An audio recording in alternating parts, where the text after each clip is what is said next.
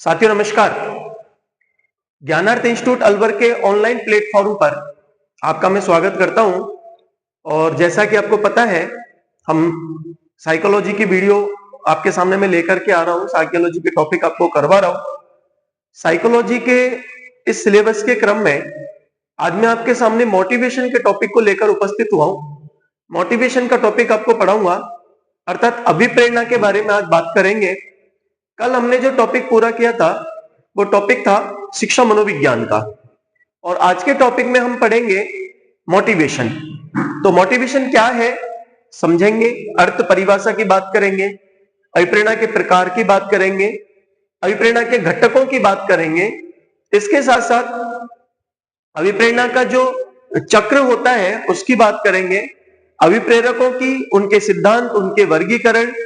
कहने का मेरा तात्पर्य है, आज आधा आज पढ़ाऊंगा, इसके बाद जब नेक्स्ट वीडियो आएगा तो उस दूसरे वीडियो में मोटिवेशन को कंप्लीट करने की कोशिश करेंगे। चलिए शुरुआत करते हैं बहुत ही अच्छे टॉपिक की, जो साइकोलॉजी में बहुत इंपॉर्टेंट स्थान रखता है, बहुत महत्वपूर्ण स्थान रखता है। और आपको पेपर में भी इनमें से अक्सर प्रश्न देखने को मिलते हैं, चाहे आप सीटेट की तैयारी कर रहे हैं, आप रीट की तैयारी कर रहे हैं, आप UT TET, UP TET, super TET, Bihar TET या बीपीएससी की तैयारी कर रहे हैं, आपको साइकोलॉजी का टॉपिक, साइकोलॉजी में मोटिवेशन का टॉपिक आपको जरूर पढ़ने को मिलता है। कहने का मेरा तात्पर्य है, आप किसी भी शिक्षक भर्ती की तैयारी करें, मोटिवेशन आपको पढ़ना ही है। ठीक है, चलिए शुरुआत करते हैं अभिप्रेरणा की। ये जो शब्द आपके सामने लिख रहा है साथियों, मोटिवेशन, अभिप्रेरणा, इस अभिप्रेरणा को अंग्रेजी में हम कहते हैं मोटिवेशन। क्या कहते हैं? मोटिवेशन। ये जो मोटिवेशन शब्द है ये लैटिन भाषा के मोटम से बनता है। किससे बनता है? मोटम से बनता है। और मोटम का अर्थ होता है टू मूव, अर्थात गति करना। कई जगह पर मोवेयर शब्द का उपयोग भी होता है, मोटम की जगह मोवेयर। मोवेयर शब्द का उपयोग भी कई जगह देखने को मिलता है। मोटम या मोवेयर एक ही बात है। ठीक है, मोटिवेशन शब्द लैटिन भाषा के मोटम या मोवेयर से बनता है, जिसका अर्थ होता है टू मूव, अर्थात गति करना। क्या अर्थ होता है इसका? गति करना। कहने का मेरा तात्पर्य है, अभिप्रेरणा क्या है? अभिप्रेरणा वह शक्ति है, अगर इसे हम सामान्य रूप में समझे तो अभिप्रेरणा वह शक्ति है, अभिप्रेरणा वह शक्ति है जो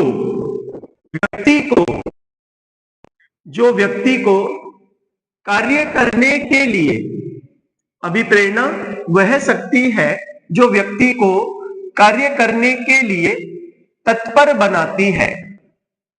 तत्पर बनाती है, तत्पर बनाती है मतलब प्रेरित करती है। कोई भी काम करने के लिए मोटिवेशन की सख्त आवश्यकता होती है, और मोटिवेशन के बिना आप दैनिक जीवन का कोई भी काम नहीं कर सकते। सोना, जागना, चलना फिरना, उठना बैठना, हंसना रोना, कुछ भी XYZ जो भी आप करते हो, सबके पीछे मोटिवेशन जिम्मेदार है, सबके पीछे अभिप्रेरणा जिम्मेदार है। और इसीलिए अभिप्रेरणा वह शक्ति है जो किसी कार्य को करने के लिए व्यक्ति को अभिप्रेरित करती है, व्यक्ति को आगे बढ़ने के लिए प्रेरित करती है कि चल उठ, इस काम को कर। अब वो काम कोई भी हो सकता है, लेकिन सबके पीछे एक मेन शक्ति है, मुख्य शक्ति है, जिसे हम कहते हैं अभिप्रेरणा। ठीक है, अभिप्रेरणा क्या है तो उसके बारे में अलग अलग विद्वानों ने अलग अलग परिभाषाएं दी है। गुड़ की परिभाषा मुझे बहुत अच्छी लगती है। गुड़ कहते हैं अभिप्रेरणा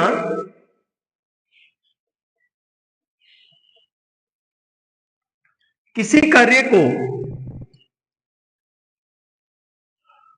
आरंभ करने, उसे जारी रखने व नियमित करने की प्रक्रिया है। अभिप्रेरणा किसी कार्य को आरंभ करने, उसे जारी रखने व नियमित करने की प्रक्रिया है। कौन कह रहा है? गुड। अभिप्रेरणा किसी कार्य को आरंभ करने, आरंभ मतलब जब भी आप किसी काम की शुरुआत करोगे तो उस काम की शुरुआत के लिए भी आपको किसकी जरूरत पड़ती है? मोटिवेशन की। मोटिवेशन चाहे सकारात्मक हो चाहे नकारात्मक हो, जब तक मोटिवेशन नहीं होगा आपकी जिंदगी में, आप किसी भी काम को करने के लिए तत्पर नहीं होंगे, आप किसी भी काम को करने के लिए आगे नहीं बढ़ेंगे। इसलिए मोटिवेशन का सबसे बड़ा योगदान होता है। और गुरु कहते हैं किसी भी कार्य को आरंभ करने, उसे जारी रखने व नियमित करने की, आपने काम की शुरुआत कर दी, एक दिन 2 दिन काम किया, ऐसे कोई लक्ष्य की प्राप्ति होगी क्या? आपने पढ़ना शुरू कर दिया, 1 दिन 2 दिन आप पढ़े, क्या 1-2 दिन में लक्ष्य की प्राप्ति संभव है? संभव नहीं है। ठीक है, इसलिए आपको उस काम को जारी रखने, आगे बढ़ाना पड़ेगा, कुछ दिन और करना पड़ेगा। ठीक है, लेकिन कुछ दिन या 10 दिन 15 दिन आपने काम किया, ऐसे भी लक्ष्य की प्राप्ति नहीं होगी, तो फिर क्या करना पड़ेगा? तो फिर आपको उस काम को नियमित करना पड़ेगा, कंटिन्यू करना पड़ेगा। कब तक कंटिन्यू करना पड़ेगा? जब तक आपके लक्ष्य की प्राप्ति नहीं हो जाती। ठीक है, इसलिए उस काम को तब तक करिए जब तक आप लक्ष्य प्राप्ति में सफल नहीं हो जाते। और उसके लिए आपको बीच बीच में किसकी जरूरत पड़ेगी? मोटिवेशन की, अभिप्रेरणा की। स्किनर कहते हैं, स्किनर, अभिप्रेरणा अधिगम का सर्वोत्कृष्ट राजमार्ग है। अभिप्रेरणा अधिगम का सर्वोत्कृष्ट राजमार्ग है। सर्वोत्कृष्ट राजमार्ग है, इसका मतलब, अच्छा, इन्होंने, स्किनर ने अभिप्रेरणा को राजमार्ग के साथ साथ सुनहरी सड़क भी कहा है, सुनहरी सड़क की संज्ञा भी दी है। कहने का मेरा तात्पर्य, स्किनर कहते हैं अभिप्रेरणा अधिगम का क्या है? सर्वोत्कृष्ट राजमार्ग। सर्वोत्कृष्ट राजमार्ग क्यों है? ऐसे समझिए, मैं आपको इस सीधे रास्ते से भेजता हूं, ठीक है, हाईवे है, जो व्हीकल आपके पास है ठीक वैसा ही व्हीकल दूसरे व्यक्ति के पास है, और उस व्यक्ति को मैं इस रास्ते से भेजता हूं। ठीक है, इस रास्ते से जाने वाला व्यक्ति पहले पहुंचेगा या इस रास्ते से जाने वाला? तो स्वाभाविक है, आपको दिख रहा है, इस रास्ते से जाने वाला व्यक्ति पहले पहुंचेगा। कारण क्या है? कारण है मोटिवेशन। मोटिवेशन मतलब इस रास्ते पे कोई रुकावट नहीं है, कोई बाधा नहीं है, कोई बैरियर्स नहीं है, कोई ब्रेकर नहीं है, वहां उसकी गति समान दिशा में समान रूप से आगे की ओर बढ़ेगी, एक दिशा में समान रूप से आगे की ओर बढ़ेगी। लेकिन दूसरा जो रास्ता है वह अप डाउन की स्थिति है। अप डाउन मतलब कभी तीव्र कभी मंद, कभी तीव्र कभी मंद, कभी तीव्र कभी मंद, इस प्रकार से आगे चलता रहेगा। कभी मंद होगी, कभी तीव्र होगी, कभी मंद होगी, फिर कभी तीव्र होगी। तो कहने का मेरा तात्पर्य यह है कि ये व्यक्ति समान गति से आगे दौड़ेगा और ये व्यक्ति उतार चढ़ाव के बाद आगे बढ़ने की कोशिश करेगा, इसीलिए वो गति इसकी नहीं हो पाएगी जो ऊपर वाले व्यक्ति की है। और इसके लिए मेन जो उद्देश्य, मेन जो कारण है कि व्यक्ति एक दिशा में समान रूप से आगे की ओर बढ़ने की कोशिश कर रहा है, उसके पीछे महत्वपूर्ण शक्ति जिम्मेदार है, जिसको हम कह रहे हैं अभिप्रेरणा। ठीक है, तो स्किनर ने अधिगम को सर्वोत्कृष्ट राजमार्ग माना है, अधिगम का सर्वोत्कृष्ट राजमार्ग माना है अभिप्रेरणा को, और स्किनर ने अभिप्रेरणा को सुनहरी सड़क की संज्ञा भी दी है। ठीक है, सॉरी, एटकिंसन कहते हैं अभिप्रेरणा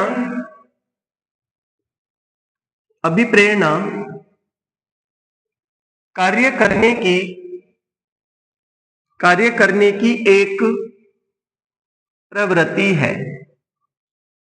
क्या है अभिप्रेरणा?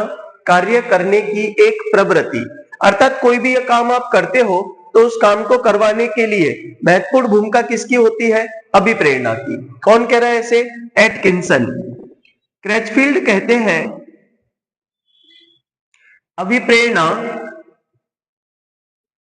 क्यों का उत्तर देती है। क्यों? हम कोई भी काम क्यों करते हैं?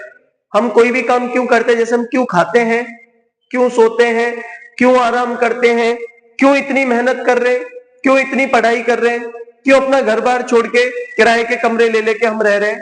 तो उसके पीछे मुख्य जो कारण है, उस कारण को हम कह सकते हैं मोटिवेशन, अभिप्रेरणा। उस अभिप्रेरणा ने हमको आगे बढ़ने के लिए प्रेरित किया। इस अभिप्रेरणा ने हमको आगे बढ़ने के लिए सकारात्मक रास्ता दिखाया। इस अभिप्रेरणा ने हमको यह बताया कि जीवन में क्या बनना है, कैसे बनना है, और जो तय किया है हमने बनने के लिए उसकी प्राप्ति कैसे होगी, लक्ष्य कैसे मिलेगा, ये सारी बातें हमको अभिप्रेरणा सिखाती है। और इसीलिए अभिप्रेरणा क्यों का उत्तर देती है कि कोई भी व्यक्ति क्या करना चाहता है, कोई व्यक्ति क्या बनना चाहता है, वो सब कुछ किस पे निर्भर करता है, अभिप्रेरणा पर। सोरेनसन कहते हैं अभिप्रेरणा के बारे में, सोरेनसन ने कहा है अभिप्रेरणा अधिगम का, अभिप्रेरणा अधिगम का हृदय या आधार है। अभिप्रेरणा अधिगम का क्या है, हृदय है या फिर क्या है, आधार है। हृदय है मतलब जब तक आप अभिप्रेरित नहीं होंगे आप कोई भी नया काम करने के लिए आगे नहीं बढ़ेंगे, आप कोई भी काम करने के लिए तत्पर नहीं होंगे, आप सीखने के लिए तत्पर नहीं होंगे, लक्ष्य प्राप्ति के लिए तत्पर नहीं होंगे। जब तक आप मोटिवेट नहीं होंगे आप कुछ भी नहीं कर सकते, क्योंकि सीखने के लिए भी, अधिगम करने के लिए भी आपका अभिप्रेरित होना बहुत जरूरी होता है, अभिप्रेरणा का अहम योगदान होता है। इसीलिए सोरेनसन ने कहा अभिप्रेरणा अधिगम का आधार या अभिप्रेरणा अधिगम का हृदय है। और उसके बाद फिर एक डेफिनेशन पढ़ते हैं मॉर्गन एंड किंग की, मॉर्गन एंड किंग, ठीक है। मॉर्गन किंग ये कहते हैं कि अभिप्रेरणा एक कर्षण शक्ति है। क्या है अभिप्रेरणा, अभिप्रेरणा एक कर्षण शक्ति है जो खास लक्ष्य की ओर, जो खास लक्ष्य की ओर व्यवहार को निर्देशित करती है या व्यवहार को ले जाती है। कहने का मेरा तात्पर्य यह है कि जो अभिप्रेरणा है वो एक कर्षण शक्ति मतलब आकर्षित करने वाली शक्ति है, एक आकर्षण बल है। अभिप्रेरणा क्या है, एक आकर्षण बल है जो हमको उस लक्ष्य की ओर खींचता है, उस लक्ष्य की ओर खींचता है जिसकी तरफ हम जाना चाहते हैं, जिस लक्ष्य को हम पाना चाहते हैं। अभिप्रेरणा में उस लक्ष्य की ओर आगे बढ़ाती है, निरंतर उस व्यवहार को करने के लिए प्रेरित करती है जिससे हमारे लक्ष्य की क्या हो जाए, प्राप्ति। तो फिर से एक बार परिभाषाएं देख लीजिए। अभिप्रेरणा, गुड ने क्या बोला है अभिप्रेरणा के लिए, अभिप्रेरणा किसी कार्य को आरंभ करने, उसे जारी रखने व नियमित करने की प्रक्रिया है। स्किनर ने कहा है अभिप्रेरणा अधिगम का सर्वोत्कृष्ट राजमार्ग है, अथवा स्किनर ने अभिप्रेरणा को सुनहरी सड़क की संज्ञा भी दी है। एटकिंसन कहते हैं अभिप्रेरणा कार्य करने की एक प्रवृत्ति है। क्रैचफील्ड कहते हैं अभिप्रेरणा क्यों का उत्तर देती है, हम कोई भी काम क्यों करते हैं। सोरेनसन ने कहा है अभिप्रेरणा अधिगम का हृदय या फिर आधार है। और मॉर्गन एंड किंग कहते हैं अभिप्रेरणा एक कर्षण शक्ति है जो खास लक्ष्य की ओर व्यवहार को निरंतर ले जाती है। मतलब जब तक अभिप्रेरित नहीं होंगे आप अपने जो भी आपने तय किया है, जो लक्ष्य आपने तय किया है, जो उद्देश्य आपने बनाया है कि क्या करना है, क्या बनना है, उसकी प्राप्ति संभव नहीं होगी। कब संभव होगी, जब आप सेल्फ मोटिवेट होंगे, आप सकारात्मक होंगे, अथवा नकारात्मक अभिप्रेरणा भी काम कर जाती है। किसी ने आपको चुनौती दे दी, किसी ने आपको बोल दिया कि तेरा कुछ नहीं हो सकता, तो विश्वास कीजिए उसकी बातों को नकारात्मक रूप में नहीं लेना है, नकारात्मक रूप में नहीं लेना है। आप उसकी बात को चुनौती के रूप में स्वीकार कीजिए, आप उसकी बात को चैलेंज मान करके स्वीकार कीजिए।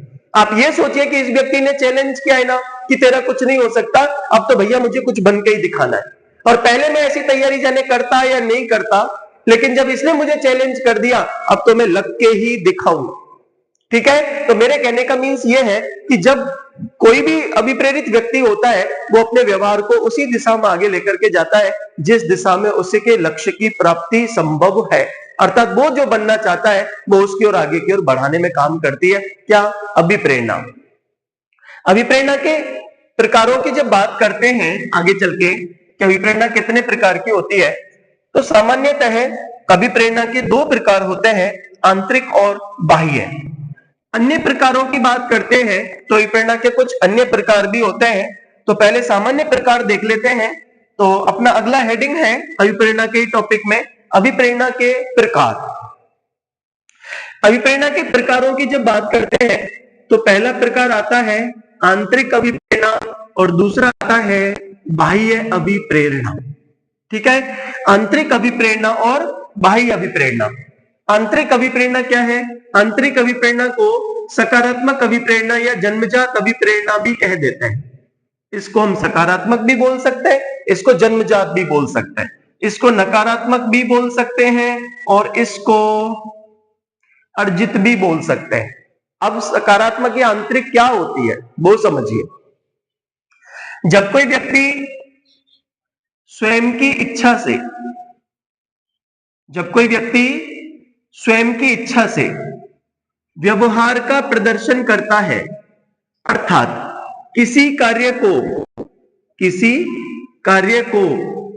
करने के लिए, किसी कार्य को करने के लिए तत्पर हो जाता है। जब कोई व्यक्ति किसी कार्य को करने के लिए तत्पर होता है तो उसे क्या कहते हैं? सकारात्मक अभिप्रेरणा। आपने अपनी मर्जी से सिलेबस उठाया, किताबें खरीदी या कोचिंग ज्वाइन किया और पढ़ाई शुरू कर दी। आपसे किसी ने कहा नहीं, ना किसी ने दबाव बनाया, ना घर वालों ने दबाव बनाया, ना ही किसी और व्यक्ति ने आपको फोर्स किया, आप सेल्फ अपनी मर्जी से पढ़ने लग गए।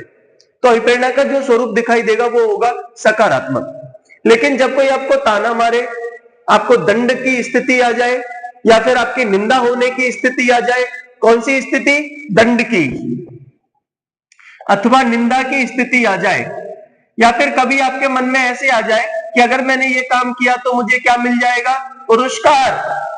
तो फिर वह अभिप्रेरणा का जो स्वरूप दिखाई देगा वो होगा नकारात्मक। अर्थात आप इसलिए नहीं पढ़ रहे आप इसलिए नहीं पढ़ रहे कि आपको लक्ष्य की प्राप्ति करनी है, जीवन में कुछ बनना है। आप इसलिए पढ़ रहे हैं कि आपको तो पुरस्कार की प्राप्ति करनी है, आपको दंड से बचना है, आपको निंदा से बचना है। तो अभिप्रेरणा के सामान्यतः दो प्रकार होते हैं, आंतरिक और बाह्य। आंतरिक अभिप्रेरणा को सकारात्मक या जन्मजात और बाह्य को नकारात्मक या अर्जित भी कहते हैं। ये स्वयं की इच्छा से व्यक्ति कार्य को करने के लिए तत्पर हो जाए तो सकारात्मक या आंतरिक, और जब किसी दंड निंदा पुरस्कार की वजह से कार्य को करने के लिए तत्पर होगा तो बाह्य, नकारात्मक और अर्जित कहा जाएगा। अन्य प्रकार अभिप्रेरणा के जब हम पढ़ते हैं तो अन्य प्रकारों में सबसे बड़ा प्रकार या सबसे महत्वपूर्ण है उपलब्धि अभिप्रेरणा। सबसे महत्वपूर्ण कौन सा है? उपलब्धि अभिप्रेरणा। अब ये उपलब्धि अभिप्रेरणा क्या होती है? तो उपलब्धि अभिप्रेरणा का जो संप्रत्यय है, यानी जो अवधारणा है, वो एटकिंसन एंड डेविड सी मैक्लीएंड ने दी है। किसने दी है? एटकिंसन एवं डेविड सी मैक्लीएंड ने। किसकी बात कर रहा हूं मैं? उपलब्धि अभिप्रेरणा की। उपलब्धि अभिप्रेरणा के प्रतिपादक कौन है? एटकिंसन एंड डेविड सी मैक्लीएंड, या मैक्लीलैंड भी लिखा मिलेगा, उसमें कोई कंफ्यूजन होने की स्थिति नहीं होनी चाहिए। क्या होती है उपलब्धि अभिप्रेरणा?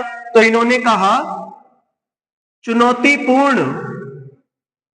चुनौतीपूर्ण एवं कठिन कार्यों में, चुनौतीपूर्ण एवं कठिन कार्यों में सरलता पूर्वक, चुनौतीपूर्ण एवं कठिन कार्यों में सरलता पूर्वक सफलता, चुनौतीपूर्ण एवं कठिन कार्यों में सरलता पूर्वक सफलता प्राप्त करने की आशा, सफलता प्राप्त करने की आशा क्या कहलाती है? उपलब्धि अभिप्रेरणा। चुनौतीपूर्ण एवं कठिन कार्यों में सरलता पूर्वक सफलता प्राप्त करने की आशा उपलब्धि अभिप्रेरणा कहलाती है। ऐसे समझ लीजिए इसको, एक क्लास में 10 बच्चे हैं, ठीक है। इस 10 बच्चों की क्लास में आपने कोई टास्क रखा और आपने सभी बच्चों से पूछा, आप में से कोई इसको पूरा कर सकता है क्या? क्या इस काम को कोई पूरा कर सकता है? सभी बच्चों ने कहा हमसे नहीं होगा, हमसे नहीं होगा। थोड़ी देर बाद उन 10 बच्चों में से एक बच्चा खड़ा होता है और खड़ा होकर के कहता है कि सर मैं ये तो नहीं कह रहा कि मैं इसे पूरा कर दूंगा, लेकिन मैं इसे पूरा करने की कोशिश कर सकता हूं। मैं ये नहीं कह रहा कि मैं इसे पूरा कर दूंगा, लेकिन मैं इसे पूरा करने की कोशिश कर सकता हूं, ठीक है। अब वो बच्चा कोशिश करता है, और जब वो बच्चा कोशिश करता है, वो विद्यार्थी कोशिश करता है, तो वो उस काम को करने में क्या हो जाता है? सफल। उस व्यक्ति के नाम, उस विद्यार्थी के नाम के साथ, उस बच्चे के नाम के साथ उस काम की क्या जुड़ जाती है? उपलब्धि। क्या जुड़ जाती है? उपलब्धि। ठीक है, तो कहने का मतलब वो जो बच्चा प्रेरित हुआ, विद्यार्थी प्रेरित हुआ किस लिए? कि अगर मैंने कर दिया तो मेरा नाम दूसरों से अलग हो जाएगा, मेरे नाम के साथ उपलब्धि जुड़ जाएगी, मेरी प्रतिष्ठा बढ़ जाएगी, लोग मेरा सम्मान करेंगे, मेरी तारीफ करेंगे। इस उपलब्धि को प्राप्त करने के लिए वो मोटिवेट हुआ, अभिप्रेरित हुआ, और इसीलिए हमने उसको कहा है उपलब्धि अभिप्रेरणा। अन्य प्रकार में उपलब्धि और प्रेरणा पहला। दूसरा है आक्रमणकारी। अब ये आक्रमणकारी अभिप्रेरणा क्या होती है? आक्रमणकारी, जैसे कि नाम से ही पता चल रहा, आक्रमण करेंगे। ठीक है, आक्रमण दो प्रकार से कर सकते हैं, या तो शारीरिक रूप से या ओरल, किसी को ताना मार दो, कमेंट कर दो, किसी की इंसल्ट कर दो। ठीक है, तो कहने का मतलब कोई एक व्यक्ति जब किसी दूसरे व्यक्ति को, ये एक व्यक्ति किसी दूसरे व्यक्ति को शारीरिक रूप से अथवा मौखिक रूप से, शारीरिक रूप से अथवा मौखिक रूप से क्षति पहुंचाने की कोशिश करता है। ठीक है, कोई एक व्यक्ति किसी दूसरे व्यक्ति को शारीरिक रूप से अथवा मौखिक रूप से क्षति पहुंचाने की कोशिश करता है, तो कौन सी अभिप्रेरणा दिखाई देती है वहां पे? आक्रमणकारी अभिप्रेरणा। ठीक है, फिर है सत्ता अभिप्रेरणा। दूसरों को अपने अधीन कर लेना, उनके व्यवहार को अपने हिसाब से चलाना, उनके व्यवहार पे कंट्रोल कर लेना, अपनी इच्छा अनुसार उनसे काम करवाना, इसको कहते हैं सत्ता अभिप्रेरणा। ठीक है, एक होती है उपलब्धि अभिप्रेरणा, एक होती है आक्रमणकारी, एक होती है सत्ता अभिप्रेरणा, एक होती है संबंधन, दूसरों के साथ अच्छे सामाजिक संबंध स्थापित करने के लिए अभिप्रेरित होना। ठीक है, तो ये कुछ अन्य प्रकार हैं, जैसे उपलब्धि अभिप्रेरणा, आक्रमणकारी, सत्ता अभिप्रेरणा और संबंधन अभिप्रेरणा। ये हम पढ़ रहे हैं अभिप्रेरणा के प्रकार। अभिप्रेरणा के सामान्य प्रकार होते हैं दो। कौन कौन से? आंतरिक और बाह्य। आंतरिक क्या होता है? जब कोई व्यक्ति स्वयं की इच्छा से किसी कार्य को करने के लिए तत्पर हो जाए, लक्ष्य प्राप्ति के लिए स्वयं ही तत्पर हो जाए, तो अभिप्रेरणा दिखाई देगी आंतरिक। लेकिन जब कोई व्यक्ति दंड निंदा से बचने के लिए या पुरस्कार की प्राप्ति के लिए किसी कार्य को करने के लिए तत्पर होगा, तो अभिप्रेरणा होगी बाह्य। अन्य प्रकार में हमने पढ़ा उपलब्धि अभिप्रेरणा। इसके प्रतिपादक है एटकिंसन एंड डेविड सी मैकलीलैंड या डेविड सी मैकलीलैंड। इन्होंने कहा, एटकिंसन ने चुनौतीपूर्ण एवं कठिन कार्यों में सरलता पूर्वक सफलता प्राप्त करने की आशा उपलब्धि अभिप्रेरणा कहलाती है। फिर हमने पढ़ा आक्रमणकारी, कि एक व्यक्ति जब दूसरे व्यक्ति को क्षति पहुंचाने या नष्ट करने की कोशिश करे, मौखिक रूप से या शाब्दिक रूप से क्षति पहुंचाने की कोशिश करे, तो उसको कहते हैं आक्रमणकारी अभिप्रेरणा। एक होती है सत्ता अभिप्रेरणा, दूसरों को अपने अधीन कर देना, दूसरों पर अपनी सत्ता स्थापित कर देना। और तीसरा होता है संबंधन, दूसरों के, अगला होता है संबंधन, अर्थात दूसरों के साथ अच्छे सामाजिक संबंध स्थापित करने के लिए अभिप्रेरित होना। ठीक है, उसके बाद हम अगला टॉपिक पढ़ते हैं। अभिप्रेरणा में ही अभिप्रेरणा के घटक क्या पढ़ते हैं? अभिप्रेरणा के घटक। क्योंकि आप ऑनलाइन वीडियो देख रहे हैं और यहां पे मेरी कोशिश रहती है कि कम समय में मैं आपको ज्यादा से ज्यादा सिखाने की कोशिश करूं। बाकी आप बहुत सारे चैनलों पे देखते होंगे, मैटर बहुत कम, एक ही क्वेश्चन सॉल्व करवा रहे, 10 मिनट खा गए, 15 मिनट खा गए, थोड़ी सी बात बताएंगे, पहले इधर उधर की घुमाएंगे, बार बार कहेंगे भाई लाइक कर लो, शेयर कर लो, ये कर लो, वो कर लो। फिर कभी आपने कुछ देखे भी है, इमोशनल बातें आपसे करते हैं, वो अपना टाइम बढ़ा रहे, सिर्फ टाइम पास कर रहे। हमारा मकसद है कम समय ज्यादा ज्ञान, कम समय ज्यादा बातें आप तक पहुंचे। अभिप्रेरणा के घटक बता रहा हूं मैं आपको, और ये अभिप्रेरणा के घटक जिस व्यक्ति के अनुसार आपको बता रहा हूं मैं, उस व्यक्ति का नाम है जॉन पी डिसैको। क्या नाम है? John P DeCecco. John P DeCecco ने अभिप्रेरणा के घटक बताए हैं, और उनमें पहला जो घटक है वो बताया है उत्तेजना। दूसरा इन्होंने बताया है प्रोत्साहन, तीसरा इन्होंने बताया है आकांक्षा, और चौथा इन्होंने बताया है दंड। कितने प्रकार, कितने घटक हो गए? 4। कौन कौन से? उत्तेजना, प्रोत्साहन, आकांक्षा और दंड। अब इनकी एक एक करके बात कर लेते हैं, एक एक करके इनकी जानकारी लेते हैं। उत्तेजना क्या होती है? उत्तेजना क्या होती है? किसी कार्य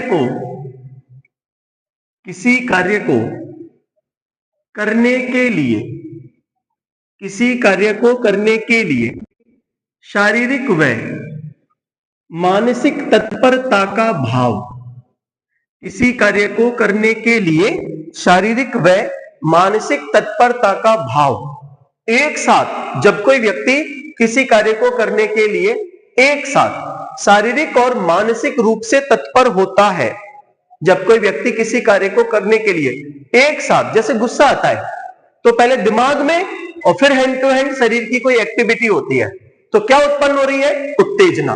ठीक है, तो किसी कार्य को करने के लिए शारीरिक व मानसिक तत्परता का भाव क्या कहलाता है? उत्तेजना। और उत्तेजना के दो स्रोत होते हैं, आंतरिक और बाह्य। कितने स्रोत होते हैं? दो। पहला है आंतरिक। आंतरिक उत्तेजना का स्रोत होता है विचारों का या कल्पना का प्रवाह। जब व्यक्ति के मस्तिष्क में विचार चलते हैं या कल्पना चलती है तो उनके परिणाम स्वरूप जो उत्तेजना प्रकट होती है, व्यक्ति कोई व्यवहार का प्रदर्शन करता है तो उसे हम कहते हैं आंतरिक उत्तेजना। और दूसरा है बाह्य। बाह्य उत्तेजना वातावरण के माध्यम से या वातावरण में घटने वाली घटनाओं के माध्यम से जो भी उत्तेजना प्रकट होगी, वातावरण में कोई घटना घटी, उस वातावरण में घटने वाली घटना को देखकर हमें गुस्सा आया या हमें बहुत जोर से हंसी आई या फिर हम दौड़ने लगे या फिर हम भागने लगे, कुछ भी जो उस वातावरण की वजह से हो रहा है, तो वो उत्तेजना का स्रोत कहलाएगा बाह्य। और अगर दिवार स्वप्न की वजह से मुस्कुरा रहे या किसी बात को सोच सोचकर मुस्कुरा रहे, खुश हो रहे या किसी बात को सोचकर दुखी हो रहे हैं, तो कहलाएगी आंतरिक। और जब वातावरण के माध्यम से उत्तेजना उत्पन्न होगी तो कहलाएगी बाह्य। ठीक है, तो उत्तेजना के दो रूप हो गए, आंतरिक और बाह्य। उत्तेजना के 3 स्तर होते हैं। अब 3 स्तर कौन कौन से हैं? पहला है निम्न, दूसरा है मध्यम और तीसरा है उच्च। उत्तेजना के 2 रूप मान लो, 2 स्रोत मान लो। उत्तेजना के 3 स्तर मान लो, 3 स्तर होते हैं। पहला है निम्न, जैसे एक व्यक्ति सो रहा है, कोई व्यक्ति सो रहा है, तो सोते हुए व्यक्ति में जो उत्तेजना का लेवल होगा वो कैसा होगा? निम्न। ठीक है, दूसरा है मध्यम, एक व्यक्ति जागृत अवस्था में तैयार होकर बैठा है, एक व्यक्ति जागृत अवस्था में तैयार होकर बैठा है, ना तो सो रहा है ना काम कर रहा है, तैयार होकर के बैठा है, तो कैसा होगा? मध्यम। फिर होगा उच्च, एक व्यक्ति कार्य के प्रति उतावलापन प्रदर्शित करता है। क्या प्रदर्शित करता है? उतावलापन। तो एक व्यक्ति सो रहा है, निम्न, जागृत अवस्था में बैठा है, मध्यम, उतावलापन प्रदर्शित करता है, तो उत्तेजना का लेवल होगा उच्च।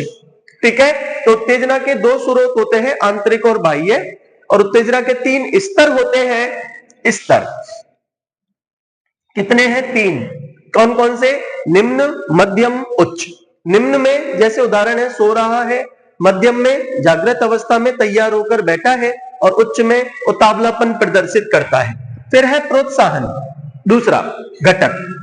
प्रोत्साहन को वास्तविक लक्ष्य वस्तुएं कहते हैं। क्या कहते हैं? वास्तविक लक्ष्य वस्तुएं। प्रोत्साहन को वास्तविक लक्ष्य वस्तुएं कहा जाता है। अर्थात हम जो प्राप्त करना चाहते हैं, प्रोत्साहन के माध्यम से उसकी प्राप्ति आसान हो जाती है, उसकी प्राप्ति की संभावना बढ़ जाती है। और तीसरा है आकांक्षा। आकांक्षा क्या होती है? आकांक्षा से मतलब वह क्षणिक विश्वास, आकांक्षा से मतलब होता है क्षणिक विश्वास, वह क्षणिक विश्वास जो व्यक्ति को दृढ़ निश्चयी बनाता है। वह क्षणिक विश्वास जो व्यक्ति को क्या बना देता है? दृढ़ निश्चयी। और यह भाव पैदा करता है कि अगर तुमने ऐसा कर लिया अगर तुमने ढंग से मेहनत कर ली तो तुम्हारी नौकरी लग जाएगी। अगर तुमने ज्ञानार्थ में कोचिंग कर ली तो तुम्हारी नौकरी की संभावना बढ़ जाएगी, सिलेक्शन की संभावना बढ़ जाएगी। ये आकांक्षा उत्पन्न हो जाती है। ठीक है, तो क्षणिक विश्वास जो व्यक्ति को क्या बनाता है, दृढ़ निश्चय, और फिर है दंड। शिक्षा मनोविज्ञान के जो युग में जी रहे, आरटी 2009 का कानून बन चुका है, उसके बाद भी हम दंड की बात कर रहे हैं। लेकिन कुछ बच्चे होते हैं जो लातों के भूत होते हैं और वो बातों से नहीं मानते। इसका मतलब उन बच्चों को सुधारने के लिए दंड तो देना पड़ेगा। लेकिन साइकोलॉजी ने तो विधियां बताई हैं, क्योंकि आरटी 2009 की धारा 17 किसी भी बालक को शारीरिक या मानसिक रूप से प्रताड़ित करने पर निषेध लगाती है, रोक लगाती है। तो फिर इन्होंने दो विधियां बता दी कि भैया वैसे मत पीटो, कुछ इस तरह से अपना प्रभाव दिखाओ, कुछ इस तरह से सुधारने की कोशिश करो। एक तो है लाइनर इफेक्ट थ्योरी, जिसमें दंड का दिखावा तो करेंगे ज्यादा, लेकिन दंड की मात्रा वास्तव में होगी बिल्कुल कम। और दूसरी है restitution theory. Liner effect theory कहती है दंड देते समय दिखावा तो होना चाहिए अधिक, दंड देते समय दिखावा तो होना चाहिए अधिक, जबकि दंड की मात्रा होनी चाहिए न्यूनतम। ठीक है, और रेस्टिट्यूशन थ्योरी कहती है कम समय में अतिरिक्त श्रम करवाओ, कम समय में अधिक परिश्रम करवाओ। ठीक है, इसका मतलब लाइनर इफेक्ट थ्योरी कम दिखावा तो करो ज्यादा, दंड की मात्रा न्यूनतम, डांटो फटकारो लेकिन दंड देते समय बिल्कुल न्यूनतम। और रेस्टिट्यूशन थ्योरी कहती है कि दंड के समय, दंड मतलब किस तरह से देना है, तो ये कहते हैं भैया समय कम काम ज्यादा, 2 घंटे के होमवर्क को 1.5 घंटे में करने के लिए कह दो। और ऐसे टाइम पे कहो जब दूसरे बच्चे स्पोर्ट्स के पीरियड में खेलने जाए, तो बच्चे को खेल ज्यादा पसंद है बजाय पढ़ाई के, तो उसके लिए वो एक तरह से अप्रत्यक्ष रूप में पनिशमेंट का काम करेगा, दंड का काम करेगा। ठीक है, तो अभिप्रेरणा के टॉपिक में आज बस इतना ही। अगली क्लास में मैं आपको इससे आगे का पार्ट लेकर के फिर उपस्थित होऊंगा, और उम्मीद है आपको समझ में आया होगा। आप ध्यान से सुनेंगे, ध्यान से पढ़ेंगे, तो मैं आपसे वादा करता हूं कि साइकोलॉजी हम बहुत सरल तरीके से सीख लेंगे और साइकोलॉजी के क्वेश्चंस को आराम से कर पाएंगे और हमें बहुत आसान लगेगी साइकोलॉजी। Thank you.